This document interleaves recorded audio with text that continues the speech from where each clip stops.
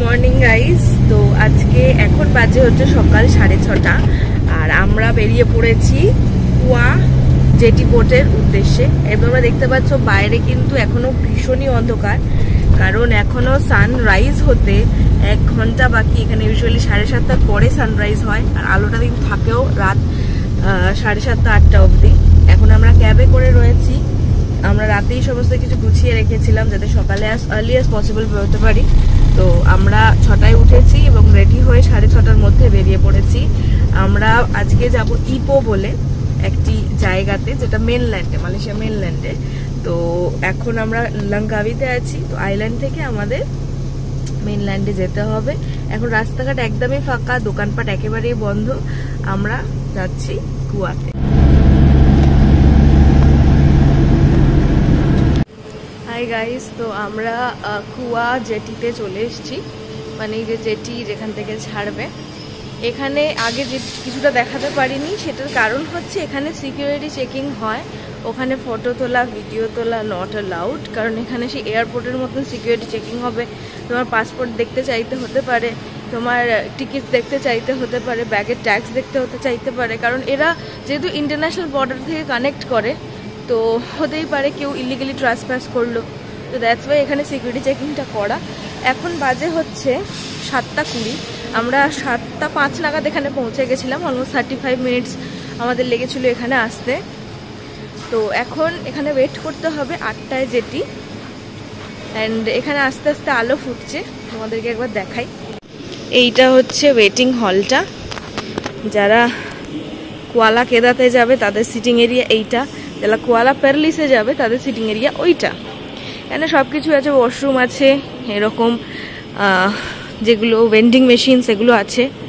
And সব থেকে ভালো হচ্ছে যে কুয়ালা পেরলিস আর কুয়ালা কেদা দুটোই কিন্তু জেটি বোট, বাট দুটো জায়গা থেকে বিভিন্ন আলাদা আলাদা জায়গায় যাওয়া যায়। আমাদের প্রথমে প্ল্যান ছিল কুয়ালা পেরলিস থেকে আমরা বাটাওয়ার্থে যাব, বাটাওয়ার্থ থেকে আমরা ক্যামেরন হাইল্যান্ডস যাব। বাট তারপরে আমরা প্ল্যান চেঞ্জ করে কুয়ালা কেদা থেকে অন্য একটা টার্মিনাসে যাব, দেন ওখান থেকে আমরা যাব আইপোতে। তো এখানে দেখো জেটি দাঁড়িয়ে রয়েছে, কত বোটস, এগুলো করেই আমরা যাব কোনো একটায়। ফ্লাইটের মতনও কিন্তু বোর্ডিং স্টার্ট হয়েছে। বোর্ডিং স্টার্ট হওয়ার পরে আমরা ওই সিটিং এরিয়াটা ছেড়ে জেটি এরিয়াতে যাচ্ছি। চলো, আমরা জেটিতে উঠে পড়েছি। 7:30 বাজে, 8 ঘন্টা বসতে হবে, 8টায় ছাড়বে। বিশাল বড় জেটি, এয়ার কন্ডিশন, লাগেজ রাখার আলাদা জায়গা আছে। হ্যান্ড লাগেজগুলো শুধু আমাদেরকে দিয়ে দিয়েছে। তো তোমাদেরকে একবার দেখিয়ে দিই, খুব ভালো ব্যবস্থা। প্রত্যেকটা সিটের নিচে লাইফ জ্যাকেট আছে, এক্সট্রা লাইফ জ্যাকেট আমি ওখানে দেখতে পাচ্ছি।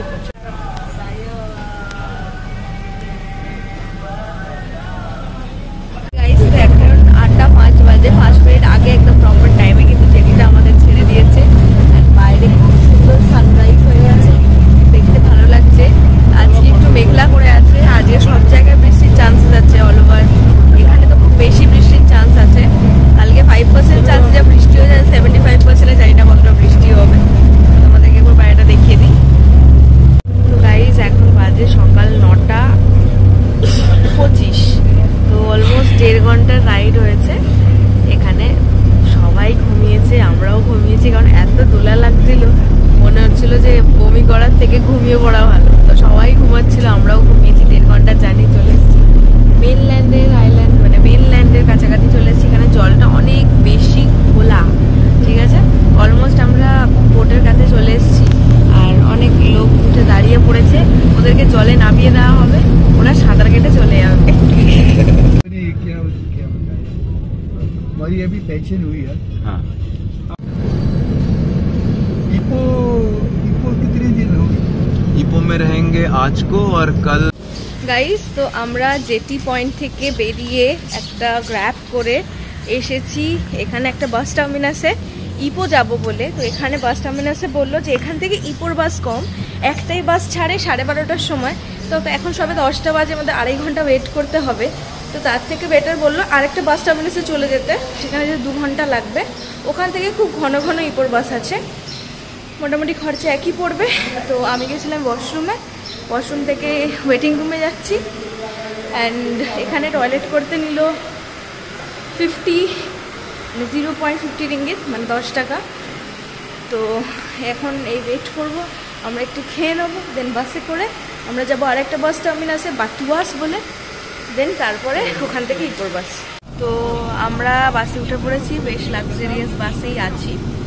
তো এটা আমাদেরকে নামায় বাসুয়াতে, সেখান থেকে আমরা ইপোর বাস। গাইস, তো এখন বাজে দুপুর 1:21 বাজে ডিজিটাল ক্লকে, 1:15 বাজে আমাদের পুরীতে। তো এখন অবধি আমরা কিন্তু বাসেই আছি। আমাদের একটাই নামানোর কথা ছিল, কিন্তু রাস্তায় অনেকটা জ্যাম ছিল যেটা আমরা দেখলাম। তো এই জ্যামের জন্য মেবি অনেকটা দেরি হচ্ছে। আমরা পৌঁছানোর পর ওখান থেকে আবার আমাকে 2 ঘন্টা ট্রাভেল করতে হবে বাসে করে ইপো পৌঁছানোর জন্যে। দেখা যাক কত টাইম লাগে। আমরা অনেকক্ষণ ধরে বাইপাসের ধার ধরে ট্রাভেল করছি, অ্যান্ড বারে বারেই যেটা আসছে সেটা হচ্ছে পাম গাছের এরকম কিন্তু চাষ। এখানে মানে মালয়েশিয়া, বর্নিও, এই সমস্ত জায়গায় ওয়ার্ল্ডের ম্যাক্সিমাম পাম অয়েল প্রডিউস হয়। অ্যান্ড এই পাম অয়েল কিন্তু খাবার থেকে শুরু করে কসমেটিক্স থেকে শুরু করে বিভিন্ন ক্ষেত্রে প্রচুর পরিমাণে ইউজ হয়। তাই জন্য এখানে পাম অয়েলের এত বেশি চাষ হয়, মানে পাম গাছের এত বেশি আমরা প্ল্যান্টেশন দেখতে পাচ্ছি।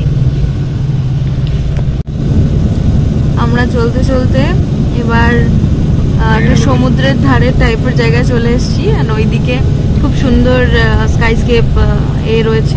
এই দিকটায় যখন থেকেই আমরা মানে লাঙ্কাবি ছেড়ে মেনল্যান্ডে এসেছি, প্রচুর ওয়েস্টার্নাইজড, মডার্নাইজড। কিন্তু লাঙ্কাবিতে তাও একটু ট্র্যাডিশনাল ভাইবস ছিল, বাট এখানে কিন্তু কমপ্লিটলি ওয়েস্টার্নাইজড অ্যান্ড ভীষণ মানে সুন্দর ব্যবস্থা।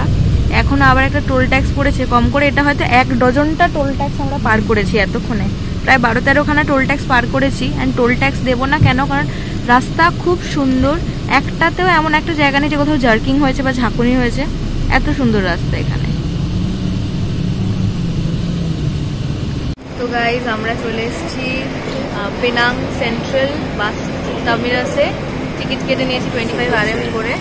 এখান থেকে পেনাং থেকে আমরা যাব ইপো। অ্যান্ড আমরা যে বাসটায় যাব সেটা বাটাওয়াত থেকে ছাড়ে, বাটাওয়াত থেকে ইপো আসে, ইপো থেকে আমানজায়া যায়। আমরা ইপোতে নামবো। তো এখন তো বাজে এখানে 2:10, আমাদের বাস হবে 2:20-তে। তারপর আমরা আবার বাসে উঠি। আমরা যেহেতু যে বাসটাতে অলরেডি ছিলাম সেটা নেমেছি আমরা 2টোতে।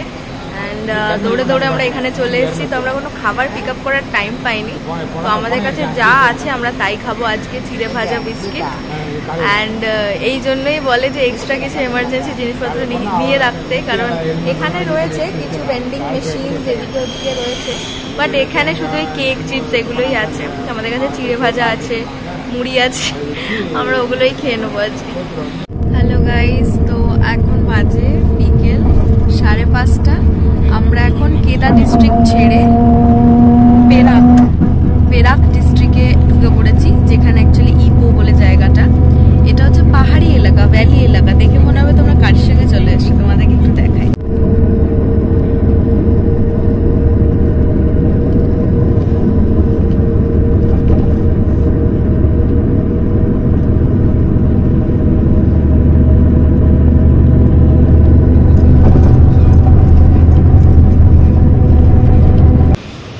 তো আমরা এখন আছি ইপো বাস টার্মিনাসে। বাস টার্মিনাসটা খুবই সুন্দর।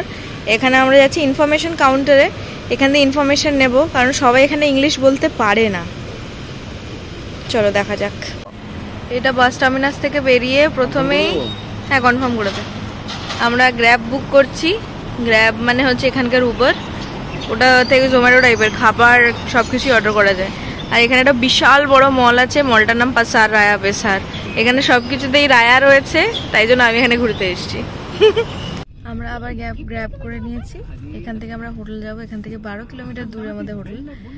আর হোটেলে কোনো স্টাফ থাকে না, এটা হচ্ছে আমরা প্রথমবার দেখছি যে হোটেলটা সেলফ চেক ইন। সমস্ত কিছু প্রসিডিওর আমাদেরকে বলা আছে ইমেলে। আমাদের সেইভাবে প্রসেস করে কার্ড নিয়ে, কার্ড কালেক্ট করে, পাসওয়ার্ড দিয়ে আমাদের চেক ইন করতে হবে। চলো দেখা যাক।